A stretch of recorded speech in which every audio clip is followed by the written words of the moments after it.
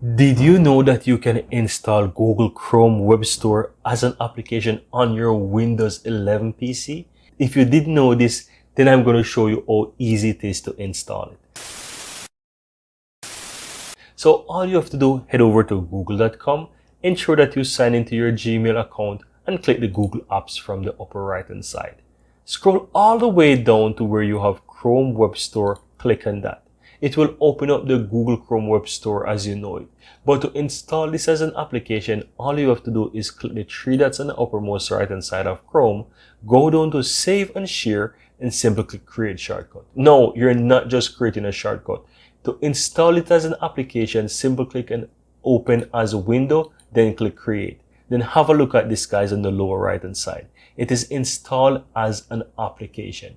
And to prove this to you guys, if you click the three dots here on the upper right hand side of the app, you will see it says uninstall Chrome Web Store.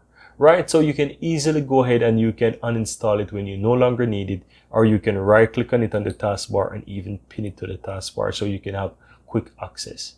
Now I no longer need this application. All I have to do, click three dots and then click uninstall, click remove. And that's all there is to it. Very easy and very simple.